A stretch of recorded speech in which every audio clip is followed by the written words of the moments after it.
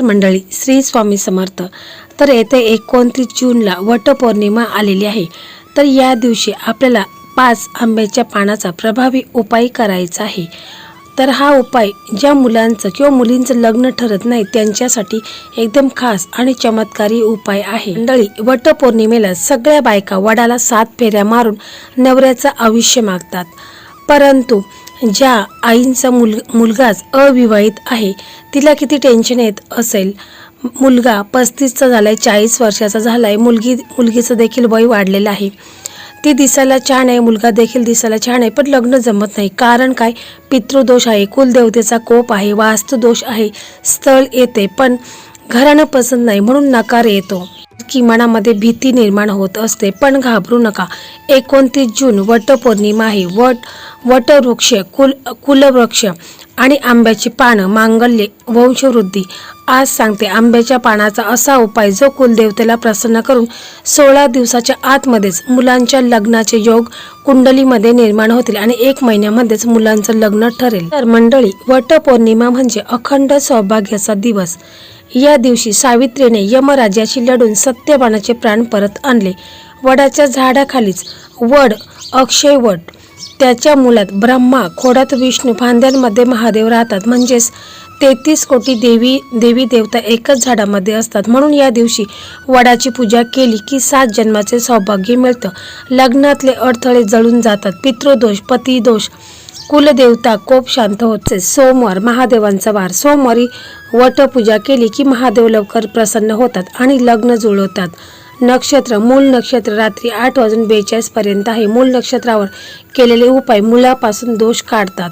योग, ब्रह्मयोग, दुपारी 2:15 पर्यंत हा योग ब्रह्मदेवाने दिलेला आहे। जे मागाल ते मिळेल। सर्वात महत्त्वाचा मुहूर्त सकाळी 9 ते 12 वाजेपर्यंत अभिजित मुहूर्त आहे। पौर्णिमा तिथी आहे। या वेळेत 5 पानांचा उपाय केला की 100% फळ मिळते। मला एका दादाने कमेंट केलेली होती की पितृदोषावर उपाय सांगा। तर बघा दादा, मी तुम्हाला सांगते की पितृदोष विचारलं तुम्ही होतं तर पौर्णिमा ही पितरांची तिथी आहे।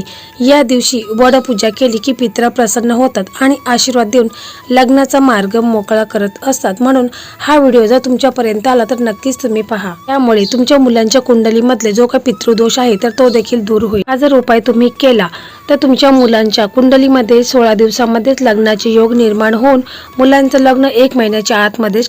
पौर्णिमा ही खूप अशी महत्त्वाची आहे आणि या दिवशी केलेले उपाय हे आपल्याला 100 पट फळ देत असतात। म्हणून पौर्णिमेच्या दिवशी उपाय करणे तितकंच महत्त्वाचं आहे। तसेच चंद्र हा मनाचा कारक मानला जातो। पौर्णिमेच्या काळात मनातील भावना तीव्र होतात, त्यामुळे या दिवशी ध्यान आणि नामस्मरण केल्यास मानसिक शांतता मिळत असते आणि जे उपाय करू त्याचं देखील 100 पट फळ आपल्याला प्राप्त होत असतं। कारण पौर्णिमेच्या दिवशी चंद्राची कला पूर्ण असते असे मानले जाते की या दिवशी वातावरणात सकारात्मक ऊर्जा सर्वोच्च जास्त पातळीवर असते। मंडळी, आपल्याला पौर्णिमेच्या दिवशी हा उपाय करायचा आहे। तर हा उपाय एकदम साधा सोपा आहे, 1ही रुपयाचा खर्च नाही, फक्त आपल्याला पूर्ण श्रद्धा आणि विश्वासाने करायचा आहे।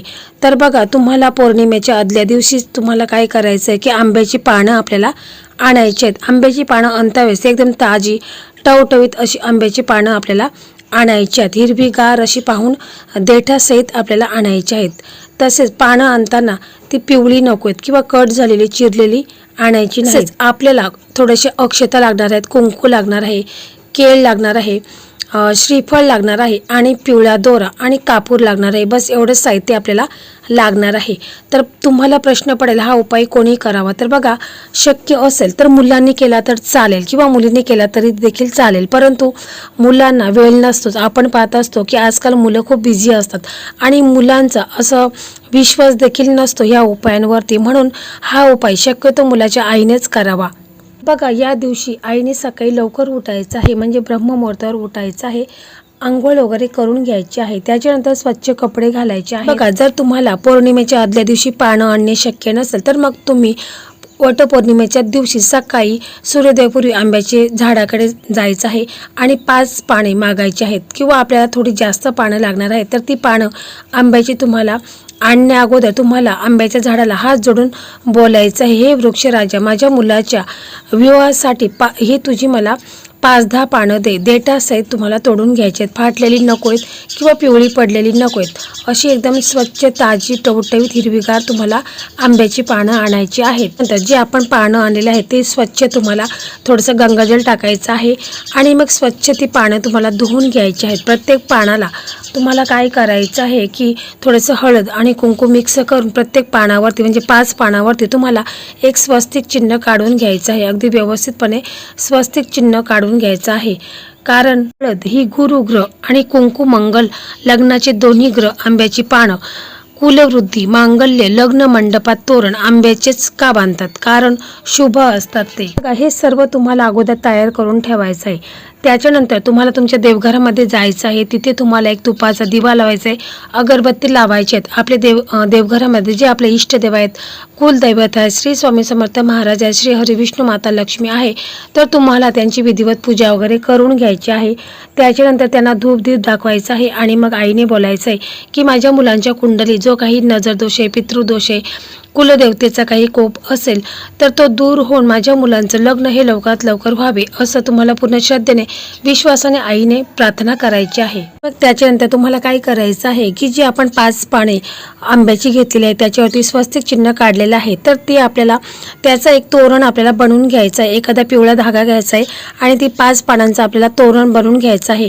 तो तोरण आपल्याला श्री हरिविष्णू माता लक्ष्मीच्या फोटोजवळ किंवा मूर्तीजवळ तुम्हाला ठेवायचं आहे आणि त्याच्या शेजारी तुम्हाला अजून 5 पाने आंब्याची घ्यायची आहेत आणि ती देखील स्वच्छ धुवून घ्यायची आहेत, पुसून घ्यायची आहेत आणि ती पाने आहेत तर त्याला आपल्याला हळद कुंकवाचा टिळा लावायचा आहे आणि ती 5 पाने देखील आपल्याला श्री हरिविष्णूंच्या माता लक्ष्मीच्या चरणापाशी ठेवायची आहेत. बाजूला आपल्याला केळी असतील तर केळी ठेवायची आहेत, नारळ ठेवायचं आहे आणि मग तुम्हाला मुलाचं नाव किंवा तुमच्या मुलीचं नाव 3 वेळा घ्यायचं आहे आणि मग तुम्हाला प्रार्थना करायची आहे की हे कुलदेवता, हे वटवृक्ष स्वरूपा, माझ्या मुलाच्या विवाहातील पितृदोष, कुलदेवता दोष, वंशदोष सर्व नष्ट कर. लवकर सून घरी आणू दे किंवा लवकर जावई मिळू दे, वंश वाढू दे. नंतर 16 वेळा तुम्हाला हा मंत्र बोलायचा आहे. पूर्ण श्रद्धेने विश्वासाने तुम्हाला असं बोलायचं आहे आणि मग हा मंत्र तुम्हाला बोलायचा आहे. ओम नमो भगवते वासुदेवाय, ओम नमो भगवते वासुदेवाय.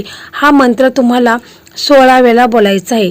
कारण 16 हा चंद्राचा अंक आहे. पौर्णिमेला 16 कला पूर्ण असतात, त्यामुळे आपल्याला हा मंत्र 16 वेळाच बोलायचा आहे. बघा, आपल्याला संध्याकाळी वडाच्या झाडाजवळ जायचं आहे. त्याच्या अगोदर आपल्याला जो आपण आंब्याच्या पानांचा तोरण बनवलेला आहे तो घ्यायचा आहे. 5 पानं आहेत तर ती घ्यायची आहेत, नारळ घ्यायचा आहे, केळी घ्यायची आहेत आणि ते सर्व साहित्य घेऊन आपल्याला वडाच्या झाडाजवळ जायचं आहे आणि मग वडाच्या झाडाला आपल्याला 7 प्रदक्षिणा मारायच्यात. प्रत्येक प्रदक्षिणा मारताच तुम्हाला एक आंब्याचं पान आहे तर ते अर्पण करायचं आहे. वडाच्या झाडाला 1 पान अर्पण करायचं आहे. तसे दुसरी प्रदक्षिणा मारायची आहे, दुसरा पान अर्पण करायचं आहे, तिसरी प्रदक्षिणा मारायची आहे, तिसरा पान अर्पण करायचं आहे. असे 5 पानं तुम्हाला आंब्याची पानं तुम्हाला वडाच्या झाडाला अर्पण करायची आहेत. त्याच्यानंतर तुम्हाला तिथे दिवा लावायचा आहे, अगरबत्ती लावायची आहे, कापूर वगैरे पेटून घ्यायचा आहे, धूप दीप दाखवायचा आहे. वडाच्या झाडाला तुम्हाला 5वा फेरा माराल त्यावेळेस तुम्हाला जे आंब्याचं तोरण आपण आणलेलं आहे तर ते वडाच्या खोडाला बांधायचं आहे. त्याच्यानंतर केळी आणलेली असेल ती अर्पण करायची, नारळ अर्पण न करायचं आहे, नैवेद्य दाखवायचं आहे आणि मग कापूर आरती तुम्हाला करायची आहे. त्याच्यानंतर तुम्हाला वडाच्या झाडाला प्रार्थना करायची आहे की हे वटवृक्षा माझ्या मुलांच्या लग्नात जे काही अडचणी आहेत, समस्या आहेत, जो काही पितृदोष आहे किंवा कुलदेवतेचा काही दोष असेल तर तो दूर होऊन माझ्या मुलांचं लग्न हे लवकरात लवकर व्हावे असं तुम्हाला पूर्ण श्रद्धेने विश्वासाने वडाच्या झाडाला प्रार्थना करायची आहे. त्याच्यानंतर मग तुम्हाला असं बोलायचं आहे, जसा हा वड अखंड आहे तसा माझ्या मुलाचा संसार अखंड राहावं अशी तुम्हाला प्रार्थना करायची आहे. तुम्ही जे आंब्याचं पान आहे तर ते 5 पाने तुम्ही अर्पण केलेले आहेत त्यातील 1 पान तुम्हाला घेऊन यायचं आहे. हे पान आणल्यानंतर तुम्हाला तुमच्या मुलाच्या उशीखाली ठेवून द्यायचं आहे. रोज रात्री झोपताना त्या पानाला हात लावून तुम्हाला श्री स्वामी समर्थ, श्री स्वामी समर्थ 11 वेळा तुम्हाला बोलायचं आहे आणि 16व्या दिवशी तुम्हाला जे पान आहे तर ते पान तुम्हाला वाहत्या पाण्यामध्ये विसर्जित करायचं आहे. वाहतं पाणी तुमच्याकडे नदी असेल, तलाव असेल, विहीर असेल त्याच्यामध्ये तुम्हाला हे सोडून द्यायचं आहे. आणि जेव्हा सोडता वेळेस तुम्हाला श्री स्वामी समर्थ, श्री स्वामी समर्थ असं बोलायचं आहे आणि ते पान वाहत्या पाण्यामध्ये सोडून द्यायचं आहे. त्या दिवसानंतर 1-2 महिन्यात लग्न ठरल्याशिवाय राहणार नाही. लग्न हे मुलांचं 100% होणारच. तुम्हाला रात्री 9 वाजता चंद्राला अर्घ्य द्यायचा आहे. म्हणजे एखाद्या तांब्यावरून पाणी घ्यायचं आहे, त्याच्यामध्ये दूध टाकायचं आहे, साखर टाकायचं आहे आणि तुम्हाला चंद्रदेवाला अर्घ्य द्यायचं आहे. अर्घ्य देता वेळेस तुम्हाला बोलायचं आहे की हे चंद्रदेवा, माझ्या मुलांच्या कुंडलीमध्ये जो काही पितृदोष आहे किंवा कुलदेवतेचा काही कोप असेल तर ते सर्व दूर होऊन माझ्या मुलांचं लग्न हे लवकरात लवकर व्हावे असं तुम्हाला बोलायचं आहे. 16 दिवस तुम्हाला रोज संध्याकाळी वडाच्या झाडाजवळ जायचं आहे आणि तिथे तुपाचा दिवा तुम्हाला लावायचा आहे. पूर्ण श्रद्धा आणि विश्वासाने तुम्ही जर हा उपाय केला तर बघा 16 दिवसामध्येच मुलांच्या कुंडलीत लग्नाचे योग निर्माण होतील. कारण आपण आंब्याचं पान हे खूप असं पवित्र असतं. आंबा म्हणजे अमृतफळ, आंब्याचं पान अमरत्व, वंशवृद्धी, लग्नात पूजेत कळशावर आंब्याचेच तोरण का? कारण ते मांगल्य अंत, कुलदैवत प्रसन्न होते. 5 पानं, पंचमहाभूत, पंचतत्व, वटपौर्णिमेला वडाची पूजा केली की जन्माचं नातं पक्क होतं. अविवाहित मुलांसाठी आंब्याची पानं वाहिली की कुलदेवता स्वतः स्थळ शोधून आणते, पितृदोष जळतो, वंशाचा दिवा पेटतो. म्हणून 16 दिवसात बारात निघते. बघा तुम्हाला गुळ फुटाणे हे देखील कावळ्याला खाऊ घालायचं आहे. काही नियम आहेत, त्या नियमाचं देखील तुम्हाला पालन करायचं आहे. सोमवारी तुम्हाला केस धुवायचे नाहीत, साबण लावू नका. 16 दिवस मांसाहार, दारू बंद. उपाय कुणाला सांगू नका, वाद घालू नका. जेव्हा आपण हा उपाय करत असतो तेव्हा घरामध्ये शांतता असायला हवी, मनामध्ये पॉझिटिव्ह विचार असायला हवेत. वडाची पानं, फांदी या दिवशी चुकू नये किंवा इतर दिवशीही चुकू नये, तोडू नये. फक्त आंब्याची पानं वापरायची आहेत. वडाला इजा केली तर उलटा असर होतो. मंडळी, अशा प्रकारे आजचा हा व्हिडिओ होता. हा व्हिडिओ तुम्हाला कसा वाटला कमेंटमध्ये नक्की सांगा. व्हिडिओ तुम्हाला आवडला तर इतर तुमचे मित्र असेल, मैत्रिणी असतील, यांचं लग्न ठरत नसेल अशा मित्र मैत्रिणींना हा व्हिडिओ नक्की शेअर करा. याचंही पुण्यफल तुम्हाला प्राप्त होईल. आणि अशाच लग्नासंदर्भात नवनवीन व्हिडिओ पाहण्यासाठी मराठी मेघना या यूट्यूब चॅनलला सबस्क्राईब करा. समोरील बेल आयकॉन प्रेस करा, जेणेकरून जेव्हा मी कधी नवीन व्हिडिओ अपलोड करेल त्याचं नोटिफिकेशन हे तुम्हाला लगेच मिळेल आणि तुम्ही एक पण व्हिडिओ मिस करणार नाहीत. त्याचप्रमाणे श्री स्वामी समर्थ अशी कमेंट करा.